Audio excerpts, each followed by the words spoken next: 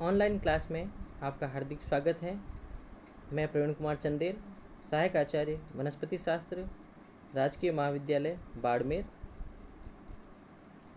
आज का जो हमारा टॉपिक है वो बीएससी पार्ट सेकंड के विद्यार्थियों के लिए है, जो उनके विषय वनस्पति शास्त्र के प्रथम प्रश्न पत्र आवर्त बीजियों की वर्गीकी एवं प्रौणिकी से संबंधित है। आज का जो हमारा टॉपिक है वो है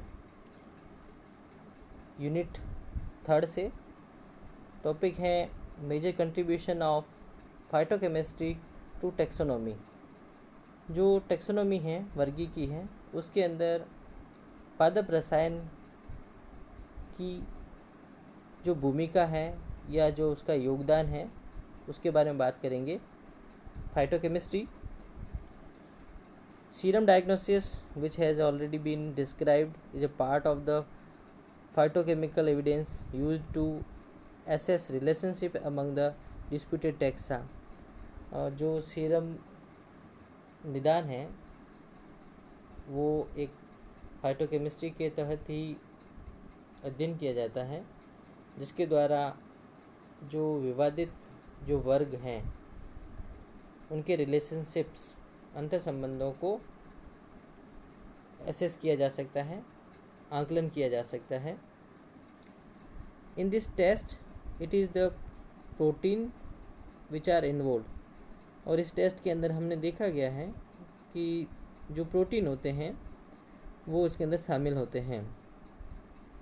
तो फाइटोकेमिस्ट्री या फाइटोकेमिकल की बात करें, पादप रसायनों की बात करें, जिसके द्वारा हम टेक्सोनोमी के अंदर जो विभिन्न वर्ग हैं उसके बीच में अंतर संबंध या एफिनिटीज या समानताएं या सिमिलरिटी को इस्टेब्लिश कर सकते हैं, स्थापित कर सकते हैं।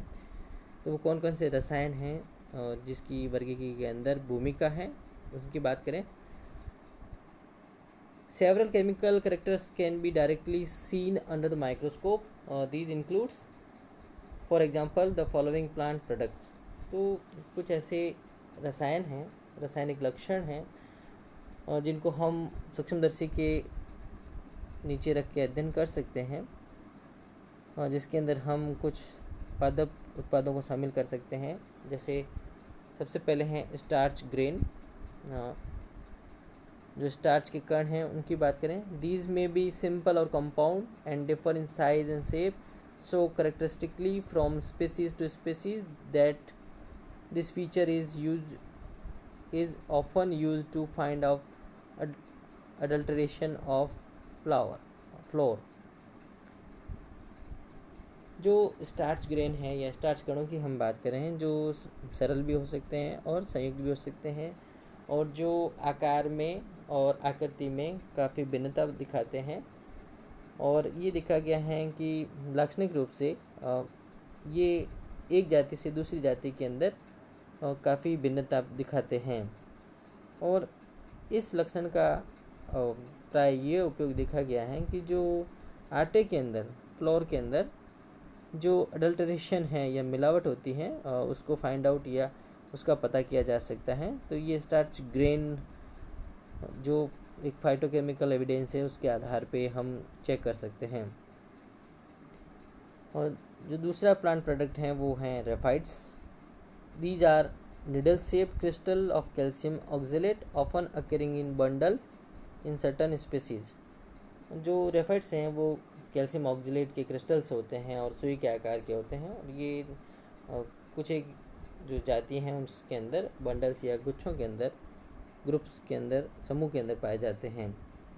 Crystals of calcium oxalate in varied shape, cubical, prismatic, cylindrical etcetera.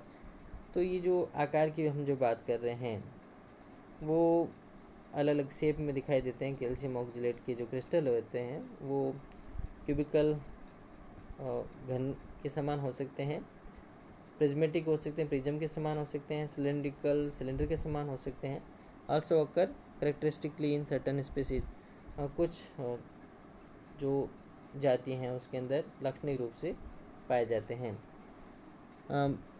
Brimicamp has utilized the presence or absence of raphides for the subclassification of the family Rubiaceae।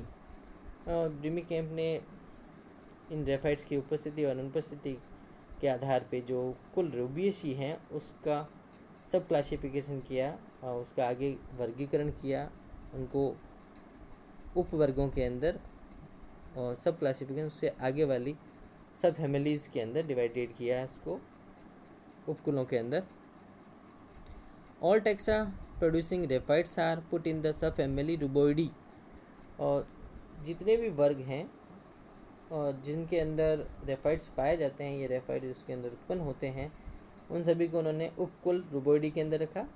रेफाइड are of wide occurrence in the Centrospermales and also in the cactaceae, which strengthens the suggestion that this family belongs to the Centrospermaceae। और रेफाइट्स की जहाँ हम बात करते हैं तो काफ़ी मात्रा में वाइड अकेरेंस देखी गई है सेंट्रोस्पर्मेल्स ऑर्डर के अंदर, और ये भी देखा गया है कि जो फैमिली कैक्टेसी हैं उसके अंदर भी रेफाइट्स पाए जाते हैं। तो इस आधार पे हम ये कैक्टेसी को सेंट्रोस्पर्मेल्स जो गण हैं या ऑर्डर हैं उसमें रखने का या उससे संबंधित होने की जो बात है उसको काफ़ी बल मिलता है, स्ट्रेंथन्स मिलती है। थर्ड जो प्लांट प्रोडक्ट हैं वो हैं cystoliths. These are gigantic crystalline masses of calcium carbonate often stalked and looking like a bunch of grapes and occurring characteristically in several taxa. जो सिस्टोलिथ्स की बात कर रहे हैं हम, तो ये काफ़ी बड़े क्रिस्टलीय पदार्थ हैं, क्रिस्टलीय मास हैं जो कैल्शियम कार्बोनेट के बने होते हैं, और अधिकांश इसमें व्रंत लगा हुआ होता है, और हमें देखने में ये जो अंगूरों का गुच्छा होता है, बंच ऑफ ग्रेप्स हैं, उसके समान दिखाई देते हैं। और occurring characteristically in several taxa, कई ऐसे वर्ग हैं जिसके अंदर ये लाक्षणिक रूप से पाए जाते हैं।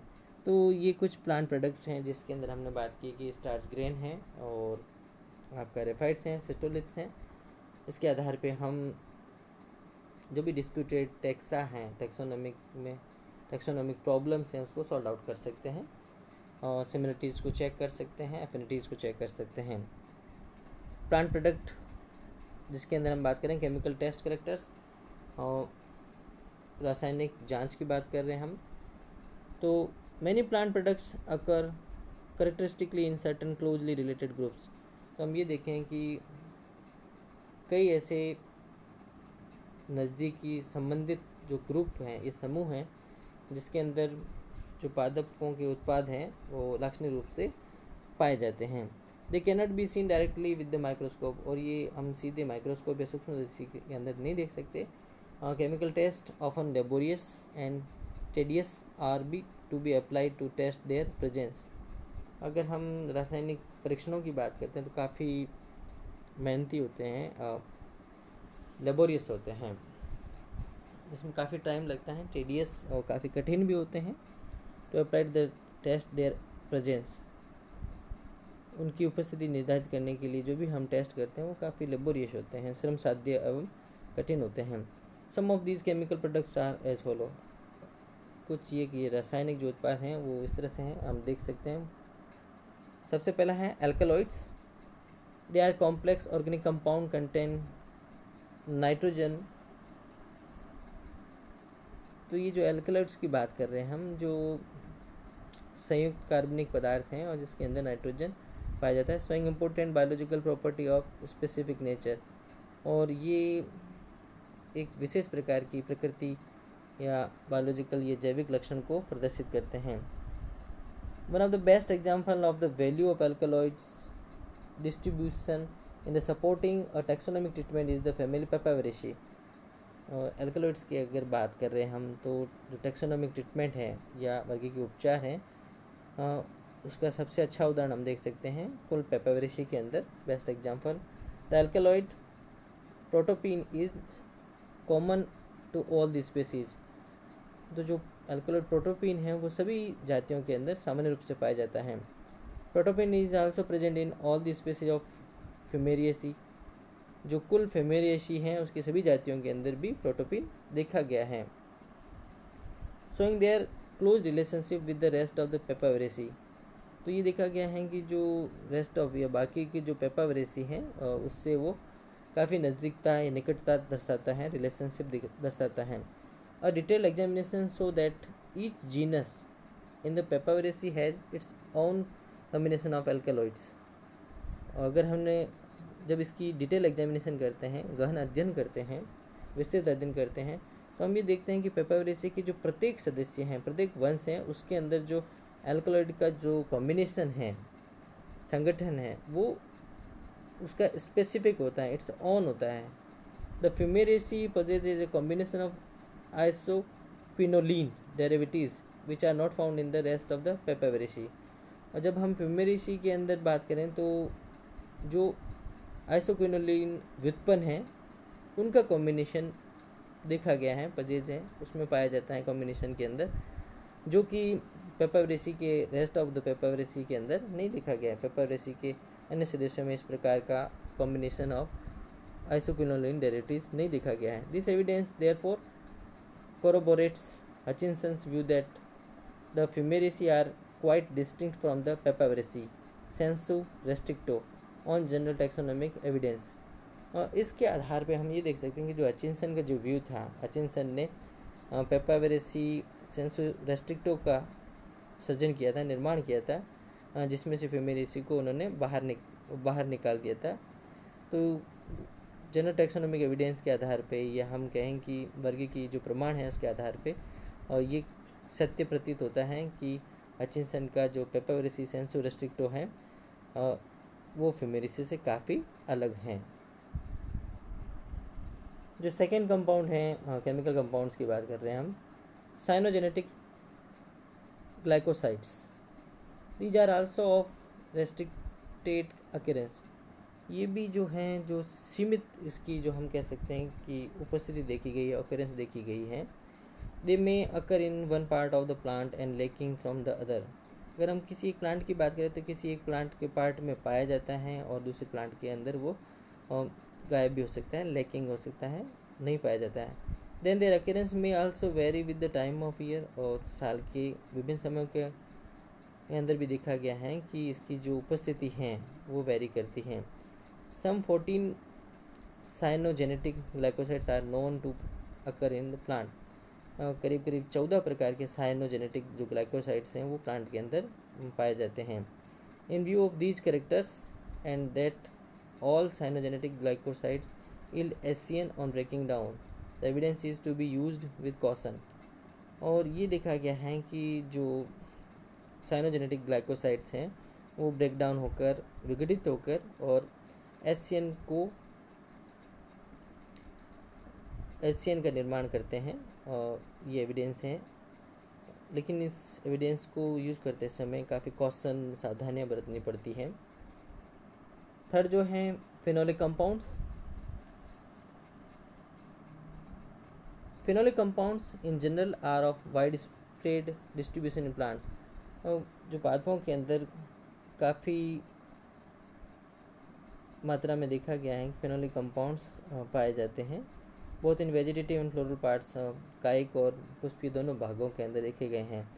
However it is those phenolic compound which are of restricted occurrence that taxonomy can make use of.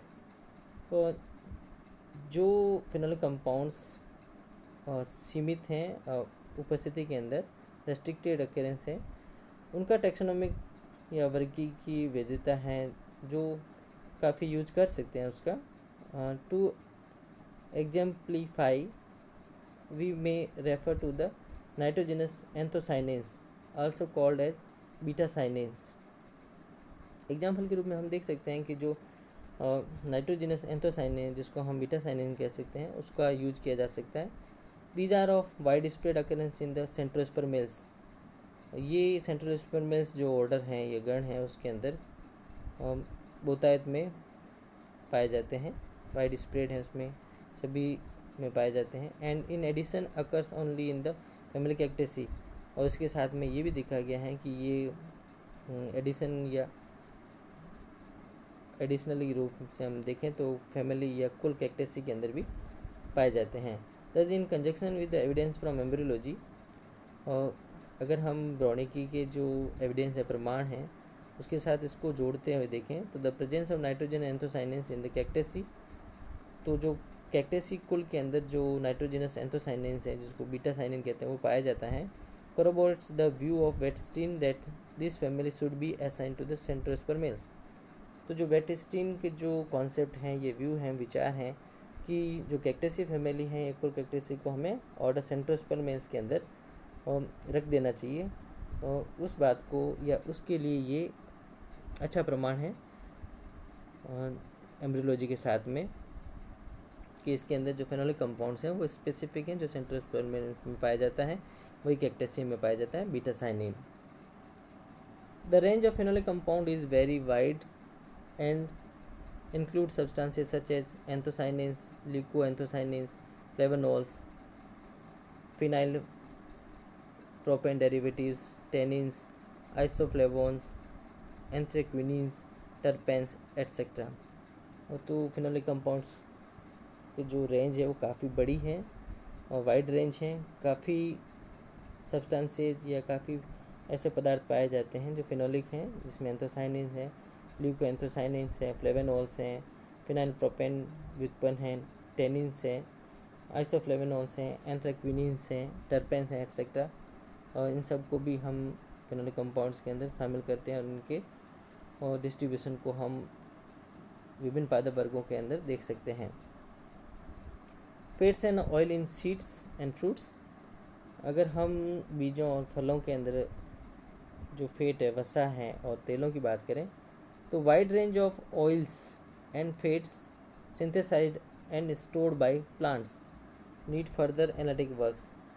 तो काफ़ी ऑयल और जो फैट्स हैं उसकी जो रेंज है, जो विभिन्न पादपों के अंदर उनकी आवश्यकता के हिसाब से संश्लेषित होती हैं और संग्रहित होती हैं और उस पर एनालिटिक वर्क किया जा सकता है। However what ever little is non so far so their value of taxonomic work. बहुत कम इसके बारे में इंफॉर्मेशन है हमारे पास कि फैट्स एंड ऑयल्स जो सीड्स और फ्रूट्स के अंदर पाए जाते हैं, उसका भी उपयोग हम टेक्सोनोमिक या डिस्प्यूटेड जो टेक्सोनोमिक टेक्सा है उसकी प्रॉब्लम्स को सॉल्व आउट करने के लिए यूज़ कर सकते हैं। एक एग्जांपल हमारे पास है, for example the occurrence of chaulmoogric acid series in the Flacourtiaceae is highly specific. तो जो कुल फ्लैकोडिएसी है जिसके अंदर चॉलमोंगरिक एसिड पाया जाता है, तो वो काफ़ी स्पेसिफिक है कि केवल उस फैमिली के अंदर फ्लैकोडिएसी के अंदर ही चॉलमोंगरिक एसिड देखा गया है। तो ये काफ़ी हाईली स्पेसिफिक कैरेक्टर है जिसका यूज हम कर सकते हैं टेक्सोनोमिक जो प्रॉब्लम्स हैं उसके सॉल्व आउट करने के अंदर। अमीनो एसिड्स की बात करें, ये भी एक केमिकल कंपाउंड है। The amino acid content of plant can be easily determined by the paper chromatography. हम लोग प्रैक्टिकली पेपर क्रोमेटोग्राफी के द्वारा विभिन्न प्रकार के अमीनो एसिड्स को सेपरेट करते हैं और जो प्लांट के अंदर जो अमीनो एसिड कंटेंट हैं उसको हम पेपर क्रोमेटोग्राफी के द्वारा डिटरमाइन निर्धारण कर सकते हैं। The result so far obtained have been not much taxonomic value.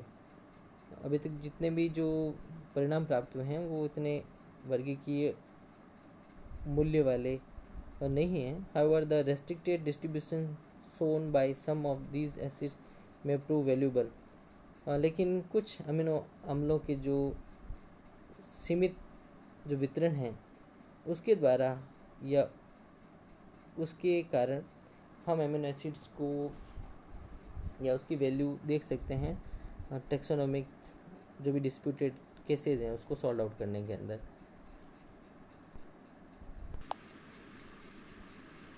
Thank you, धन्यवाद। तो इस तरह से हम जो टेक्सोनोमी है उसके अंदर जो फाइटोकेमिस्ट्री है या पादप रसायनों का है उसके कंट्रीब्यूशन की बात कर सकते हैं और जो टेक्सोनोमी के अंदर जितनी भी डिस्प्यूटेड प्रॉब्लम्स हैं उसको सॉल्व आउट करके और जो विभिन्न वर्गीकीय वर्गक हैं उनके बीच में समानताएं बंधुताएं स्थापित कर सकते हैं।